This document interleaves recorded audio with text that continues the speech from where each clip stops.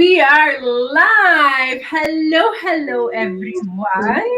Happy Monday. Happy 5th of July. And this is our first speaker series in July. Oh my God, I can't believe it.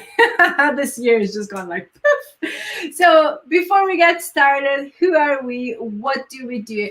We are Bad Mom Club. We are women. We are scientists. We are entrepreneurs. We are businesswomen who are also mothers. Furry children count too. But just in general, what we do is we take care of everything and everyone else first, and we tend to forget about ourselves.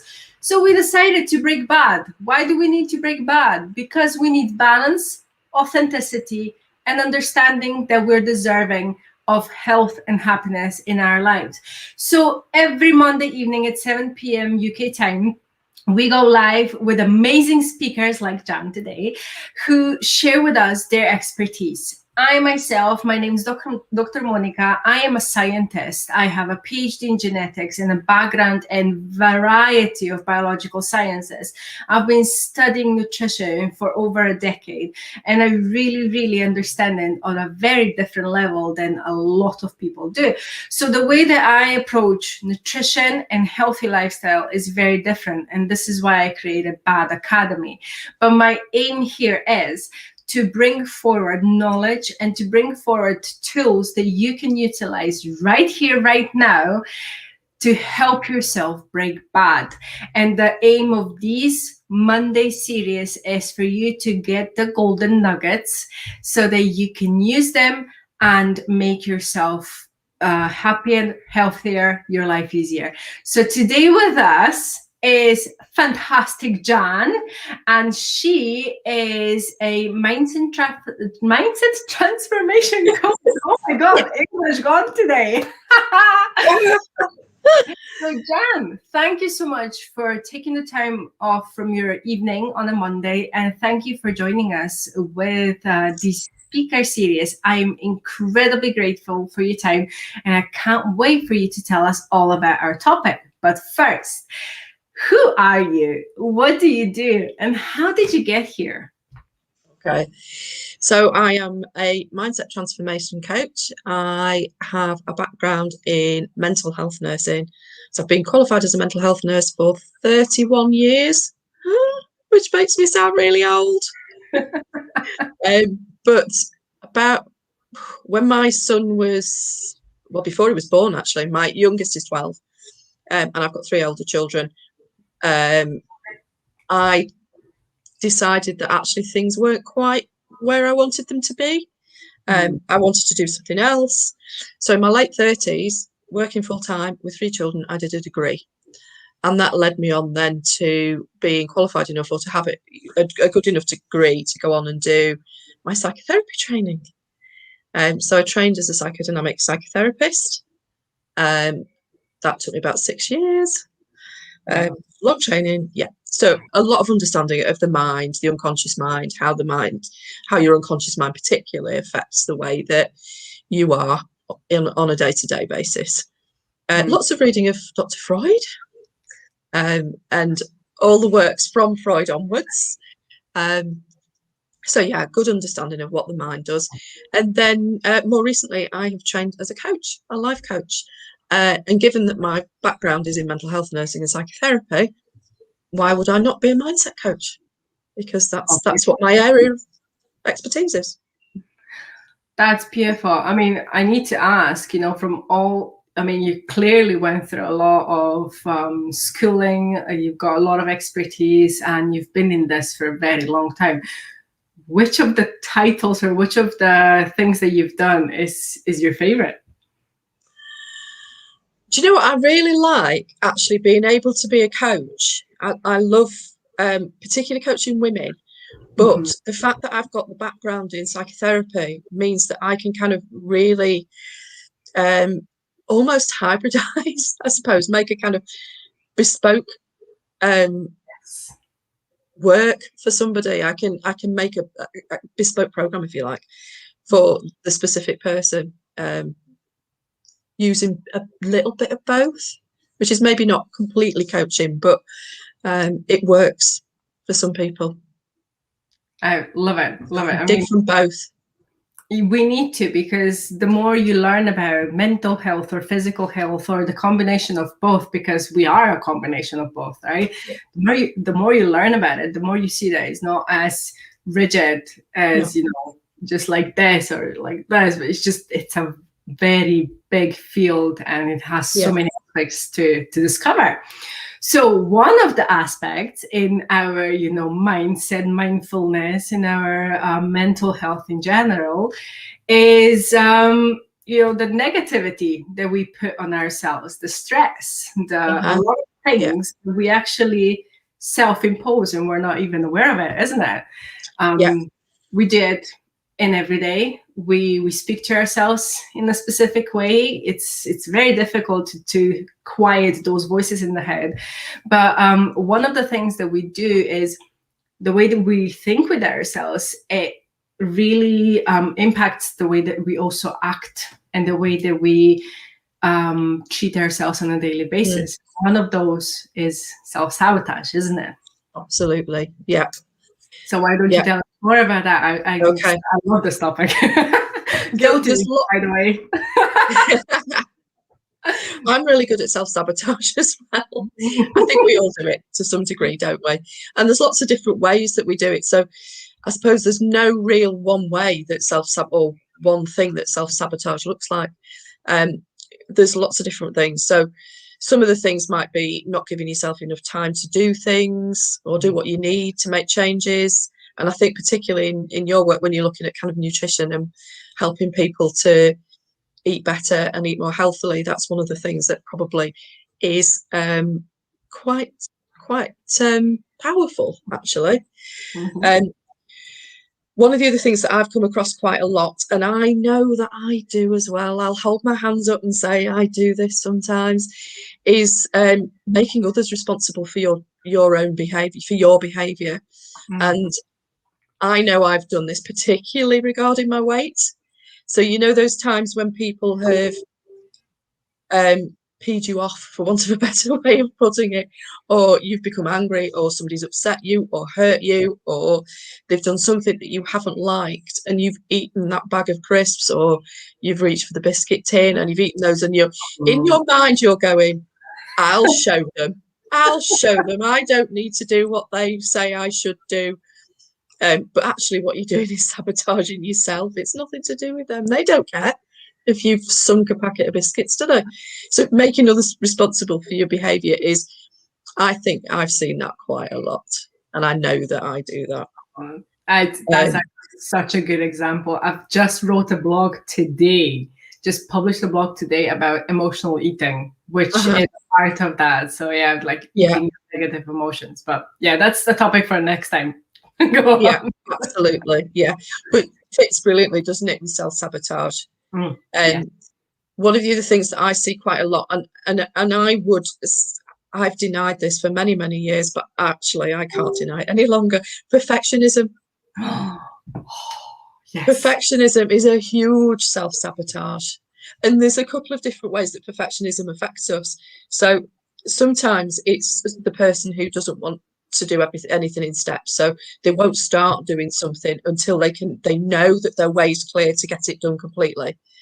So the example I gave, I did this on my group last week, and the example I gave was that person who won't clean the bathroom because they haven't got time to clean the whole house. Wow, that's strong. Yeah. And some people will do that because they want everything done all at once and everything perfect. Or there's the other example, and I think I'm probably very guilty of this, and I have been over the years, is not having a go at something or not continuing to have a go at something if you don't do it right the first time. So I know I've done this over the years, like picking up a musical instrument and not getting it the first time. It's not clicked the first time. Driving, people will stop driving because they can't get the gear changes or the indicators, the windscreen wipers all right the first time, so they just leave the car in the garage. That's a rubbish car, I'm not going to drive that anymore. And I'll do that, with what have I done it? I've done it with lots of things over the years, sports and things like that. I was always a sporty child, and there were a couple of things that I picked up that I thought, I can't do this. I can't. And we tell ourselves, I can't do it. I can't do it. And what we really mean is that we can't do it to perfection. We can't do it to our own standard. So we're just not going to bother. Wow. And then we tell ourselves, I don't like that. I don't like it. That's why I'm not doing it. It's not because I can't do it right. I don't like it. When actually, you might very well really enjoy it. It might be something that you love, that you've watched for years. And just because you can't do it right the first time, you'll stop. So that's another way that perfectionism, and I think probably I've been guilty probably of doing this when I've tried to lose weight before. So if I can't do it in a week, I might as well stop. Might as well give up. Because I can't. I'm not a size 8 yet. I might as well stop. And I'm sure that that's the same for a lot of people as well. Definitely. Another way might be the deny binge cycle, and this is really pertinent to your work, isn't it, with people trying to lose weight. So our brains are not very good at recognizing a negative. We don't like to be in a deficit. We don't like to lose something. So if we're constantly telling ourselves we need to lose weight, we're experts in FOMO. So if we think that we're missing out on something, we don't pursue it. So it's reframing things like that, isn't it? Making it that actually we're not missing out, we're actually gaining something. And I think, you know, when people set goals, people will often, particularly weight goals, people say, I want to lose X amount of weight, or I want to lose X amount of inches. And that, just saying that word, I want to lose, puts your brain in that cycle of thinking, well, I don't actually want to lose. Why would I want to lose something? I don't want to lose something. No, that's horrible. So actually reframing that and saying, what I actually want to do is get into those jeans, get into my nice jeans, get into that dress so I can go to the wedding, feel healthier. I want to be able to eat healthily so that I don't huff and puff when I'm walking up the stairs. Or I can take the dog for a walk and walk up the hills without feeling breathless by the time I get to the top. Or I want to be able to play with the kids. So yeah, I think that's one that I see quite a lot with and binge deny cycle. I actually see that with people in terms of relationships with other people as well, that they know that they like a particular person, but they won't go and see them just in case something goes wrong, or and then they'll go and see them, and they'll spend ages and ages and ages with them, you know, maybe one particular week, or they'll fill themselves up.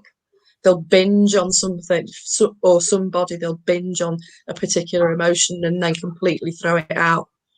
I never thought about that you can binge on emotions as well. You know, like obviously I'm surrounded by nutrition and stuff, but binging on emotions, that one's strong. Wow. Yeah.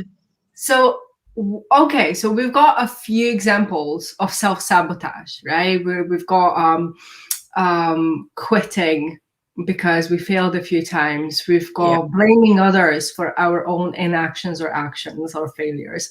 We've got perfectionism. We've got a few ways that, you know, we are all guilty of, and we're doing it. So, for example, I feel usually the first step to recovery is always awareness, obviously. Absolutely. So becoming aware that you have a problem, that's already a victory. But say someone recognizes themselves in this conversation right now. How can they start helping themselves right now so they can minimize the self-sabotage in the first instance? What I would say is, for me, probably the first, and it might not work for everybody, but I find that the first way to start helping yourself is to write it down.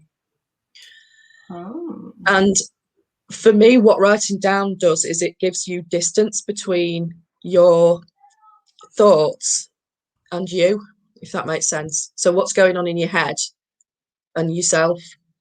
You've put them down on the paper, so it doesn't belong in your head anymore. It belongs on the piece of paper. Journaling's fabulous. I love it. And if you'd have asked me about 3 or 4 years ago, I'd have said, no, that's a load of rubbish. But actually, it's been so good for changing my mindset over the last year or so. So I would say, yeah, definitely write it down.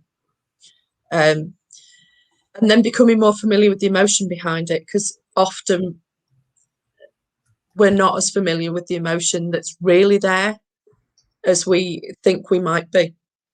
So I see quite a lot of people who come and they say that they're angry or they're frustrated, or it's usually anger. Anger's one that people often misinterpret. And they know that they're angry, but that becomes the focus. And actually, there's usually something under it, in my experience. So I find that it's rarely the primary emotion. Okay. Often it's anxiety or fear. Anxiety and fear are probably the two most prominent that seem to drive anger. Fear particularly. So what you're frightened of. Get more familiar with that, with the emotion that's behind it, and really stop, really think about what you're feeling, write it down. Where's it come from? For instance, like eating that bar of chocolate because someone's upset you, and that feeling of I'll show them. Try journaling about it, or talk about it to a trusted friend. And remember, I think that we get into a cycle of thinking that something happens, there's a trigger, an event, and then you get a feeling, and you forget that actually or most of us don't necessarily recognize that in between that event and feeling there's a thought or a belief. So what is driving that feeling? What thought happens? What belief is there? So trying to recognize that, because that's the thing you can change. You're not going to change the emotion because that just happens. It's just one of those things that appears, isn't it? It's not, we don't consciously feel something. That's really interesting, and I can recognize myself in it. For example, this year has been very difficult. I mean, the whole 18 months have been incredibly difficult for a lot of people. And I can recognize myself in some of these actions, behaviors. For example, during the first lockdown, I was incredibly active. I would go out. I would, keep the positive mindset without everything. And it was great. It was fine. No problems whatsoever. During the second lockdown, when winter and it was darker and all that, my mood went lower. And instead of really understanding what's happening and dealing with this, I just decided, meh, I'm now really sad, I'm feeling low, and I'm entitled to lie on the couch, feel grumpy, and eat all the junk food that I have in my house. By the way, yes, I'm a nutrition coach. Yes, I do take care of my health, but I still have junk food in my house, We're all human. We're all entitled. Exactly. So that's what I've done. And I've sabotaged my own progress. So when we came out of winter lockdown, I looked at myself and I was like, why did I do this? I mean, I know better. I didn't need that food. I didn't really crave it, but I've still done it. Right. Yeah. So it's like, what was happening? Why didn't I try and understand this in the background? So when you look back, when you're in that moment, it's really difficult to address it. Do you have any tricks? Like, okay, you're sitting in front of TV, you're binging on Lucifer or whatever you want to watch at that time, and you find yourself suddenly with your bag, with your hand inside a bag of crisps. What do you do? How do you speak to yourself? How do you go forward without causing more damage? Like, how do you address the situation? So if you do it once, it's not a problem, is it? Necessarily. If you get into doing it time and time again, and you recognize you're doing it, it's that recognition. It's knowing this is what's happened. This is what's happening. What's the thought that's attached to that? What happens when I'm watching Lucifer? Can I do something else? Is there something else? Can you pick up, I don't know, crochet or something like that. Do something else with your hands, because often that's what it is, isn't it? It's because we're not doing anything with our hands. One of the things that, if you're really good at visualization, one of the things that you can do is visualize something that you know is going to stop you. So if you're a driver, visualize a red traffic light. If you're a pedestrian, visualize the beacon things that are on the zebra crossing, something, or a red man at a traffic light. But visualize something that you know is going to stop you. Visualize yourself at your biggest if you want to, or at your most unhealthy. Ooh. If that's going to help. Yeah. If you're really good at visualization, I think that's really powerful if you can see yourself. But it's knowing that you're doing it first, so it's becoming aware of that hand moving and the sort of what's happening, and knowing your triggers actually. So is there a particular film or television program that you sit down and you're always going to eat to? And if that's the case, what is behind that? What's driving that? What is it about this particular program, and can I change something about that? Can I flip it on its head somehow? That's incredible. That's actually really helpful. I mean, you can see online there's lots and lots of articles, blogs saying that it's really helpful if you stick a picture of your ideal body on front of the fridge and just put your head on top. Yeah. This is your goal, right? So whatever shape and size you want to be, and may I say, we are all entitled to have different goals. You don't need to strive for size 0 or whatever. Like, my goal is where I am right now. I just want to get a bit stronger and want to have functional, mobility and all that for catching my 5-year-old when she goes crazy and stuff like that. So that's what's important to me, not the size 6 jeans. But we all have different goals. So it's like, post the version of your ideal goal on top of your fridge, put your head on top, and that's the visualization. Some people say that it would be really helpful if you put like Post-its on your mirror in the bathroom. Right, so this is also a great idea. So I love this. It's a fantastic way of doing it. I mean, I've got some visualizations back there. You can't really see it properly, but I also have it there on my wall. It's like, kind of a dream board style. Yeah. So I love it. What about if you can identify that you're going to sit down at a particular time and you're going to watch a particular program that you always reach for the crisp bag, set a reminder on your phone or an alarm on your phone to ping, because I guess what that does, it's almost like, when a dog is, we have a problem with our dog jumping up, and the thing to do is to stop to kind of break the attention. So his attention at that particular moment in time is focused on jumping up. So if I shake the training discs, it stops him, puts his feet back down. So setting an alarm on your phone could have a similar sort of effect for you. If you know that that's a particular time that you're vulnerable to eating what you don't want to eat. Perhaps do want to eat it at that particular moment in time, but that thing that you've said that you're not going to binge on. Absolutely. I mean, it's important to stress here that we're not promoting that you completely eliminate stuff, but you can take steps on, maybe have one evening a week where you have movie night, you got popcorns, you got tortilla chips, and you got whatever you're having for movie night. It's fine, Having balance in life is really, really important. Absolutely. Because that's what's going to keep you on track with stuff. And that's the first module of my programs is balance. That's why we're B.A.D, right? Balance is the first thing. But if this is becoming a problem for you, then take these steps to really help yourself. I mean, I spoke to Jan a while ago on Instagram. We've done a live, and she's just incredible source of so much knowledge on how to really retrain yourself or rewire yourself. I like that one better. Rewire yourself to really become more aligned with what you actually want. Because in a lot of cases, what we do and what we want are two different things.